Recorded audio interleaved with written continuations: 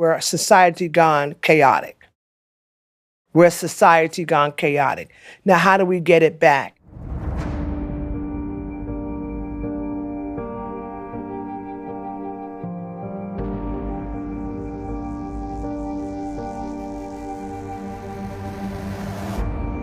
When everything over circuits, it shuts down. No electricity, no power. So you have to go down into the basement and find the electrical box and reset the button. We need to reset society.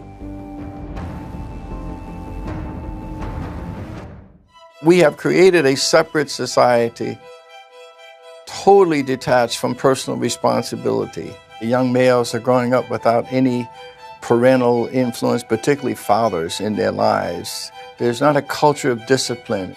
And if you grow up without it, then it just escalates. Children raising children, dysfunctionalness, breeding dysfunctionalness. When people feel there's an absence of content and meaning in their lives, these get acted out. He's producing babies, but he's not fathering them. He's in relationships, but he'll never become a husband. It is a tragedy that a young girl will make love and won't protect herself. And some of them plan for it. They're planning their whole life around a whole set of entitlements that they are keenly aware of. And when you sit down and talk with them, they have no earthly understanding why. Social policies of the 60s, accompanied by moral deregulation. It was a lethal cocktail. And their sole purpose was to recruit people away from the work economy into the welfare economy. So you saw a dramatic increase in the number of people leaving families for welfare. Someone once said that if you condition someone to enter into the back door, even if there isn't a back door, you will insist that they build one.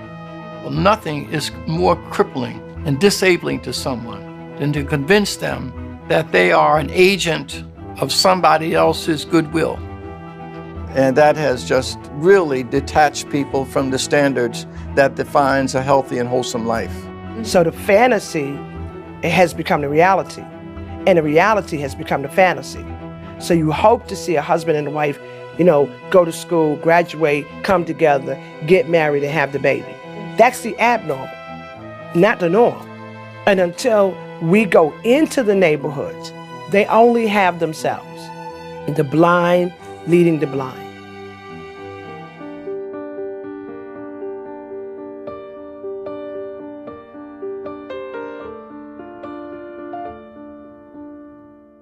What Shirley does is she brings people in. She recognizes that once a person is an addict, the whole family is addicted.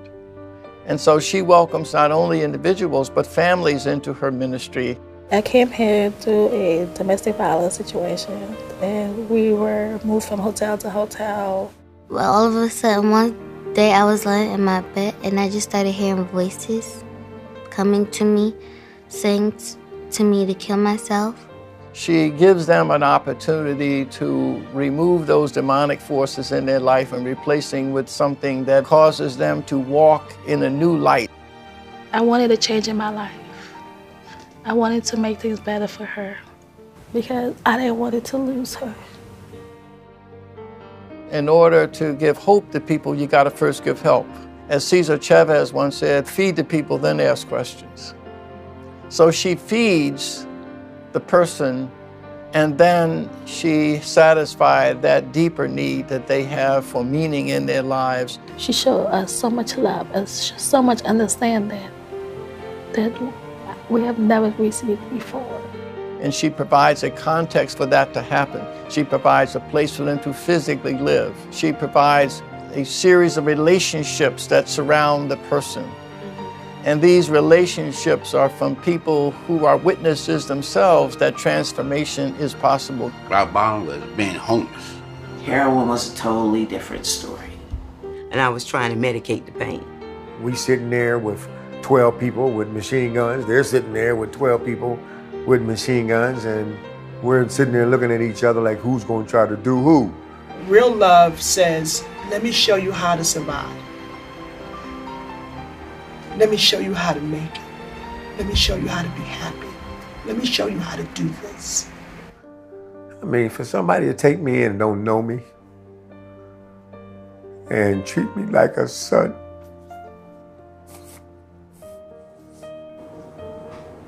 Day by day, I started seeing change in me. You know, the whole time I was working, I would come home and I would give her my checks. And I told her to use them how she wanted to, however she needed to do to feed the people or whatever, because I was living there. She saved all my money, so me and my wife, when we got married, we were able to get rings. We were able to have our wedding. People are not treated as a client. We deal with potential. That's what I look for. What is your potential? That's right. Not your performance. But what is that potential in you that's untapped? God used her to break a hardness off of my mind, off of my heart. I was very nasty. You better not have said nothing out the way to me. I mean that literally. You better not have said nothing out the way to me. Dignity is bestowed upon a person when there is reciprocity. What Shirley does is help restore people by convincing them that they have got a contribution to make to others. I share with them where I came from, what I went through. I don't care if it's on Capitol Hill to underneath a bridge. A lot of girls that see you that come in here through domestic violence, they're crying. They're crying. And the only thing I can do is hug them. You need someone to talk to? I'm here because I've been through it.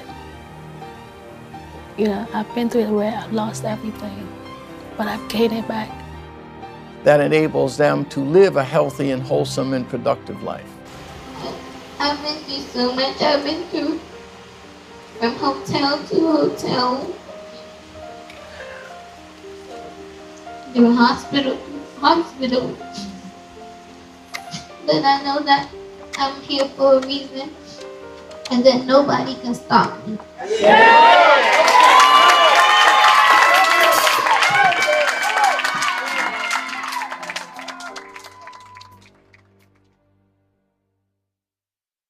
The largest, the most diseased part of the body draws the strongest antibodies. So let's put the money where it works. Let's not keep doing what we've been doing because we know it doesn't work. We know the food stamp system doesn't work. Does it help some people? Yes, it does. But we are talking about the inordinates of amounts of people that it doesn't help. So now you have to revamp it because what worked 50 years ago doesn't work now. And so you put resources behind solutions that do work.